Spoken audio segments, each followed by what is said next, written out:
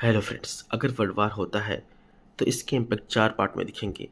Immediate impact, uncertainty phase, adoption phase, post war clarity phase. इसके बाद होगा investor का golden rule.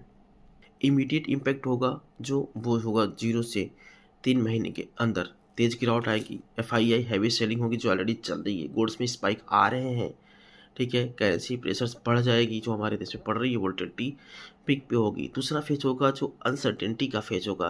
News based market rate करेगी, swings होंगे, बियर मार्केट रैलीज होंगी, ठीक है। इकोनॉमिक्स स्लो होंगे, अप डाउन मार्केट होगी। अगर देखा जाए तो हमारे मार्केट में ये सब सारी चीज़ें हो रही हैं, बस ये कि अभी आपको इम्पैक्ट उतना तेज़ी से नहीं दिख रहा है, बाद में पता चलेगा आपको। तीसरा जो होगा वो होगा एडाप्शन फेज, यानी कि हम उसे अडॉप्ट करते हैं, ठीक है। उसमें क्या होगा कि एडजस्टमेंट, कॉस्ट एडजस्टमेंट होगा, सप्लाई चेन सेटल होंगे, स्मार्ट मनी बाई करना स्टार्ट करेंगे। और चौथा फेज होगा पोस्ट वार का, ठीक है, जो कि 2 से 3 साल लगते हैं, ठीक है।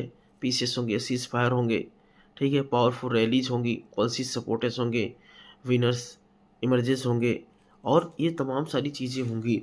यानी कि ये चारों फेज जब क्लियर होंगे तब जाके वर्ल्ड वार ख़त्म होता हमको नज़र आएगा। लेकिन इस दौरान इन्वेस्टर के लिए क्या होगा, जैसे ही मार्केट रेट करना स्टार्ट करेगी वे अपने पैसे इकट्ठा करके रखे रहेंगे और वे अपना पैसा इन्वेस्ट करना स्टार्ट कर देंगे। तो वर्ल्ड वार के इस सिचुएशन का फ़ायदा उठाने के लिए आपको पैसे इकट्ठा करना होगा, न कर कि अंधाधुंध आंख मूंद करके सारे पैसे लगाने होंगे। वर्ल्ड वार ठीक है आएगा, लेकिन इसके भी जो फेजेस हैं, इन सारे फेज़ों के बारे में मैंने आपको बताया है। ये सारे फेजेस को आपको ध्यान में रख करके इन्वेस्ट करने होंगे।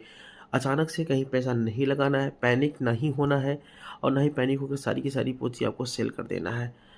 तो कुल मिला कर के 0 से 3 महीने, और यानी कि हमारा लगभग 3 साल तक का इम्पैक्ट देखने को मिल सकता है अगर वर्ल्ड वार इस तरह से होता है। तो नॉर्मल वॉर्स भी अगर होते हैं तो भी वे लगभग साल भर इम्पैक्ट आपको दिखाते ही हैं दोस्तों।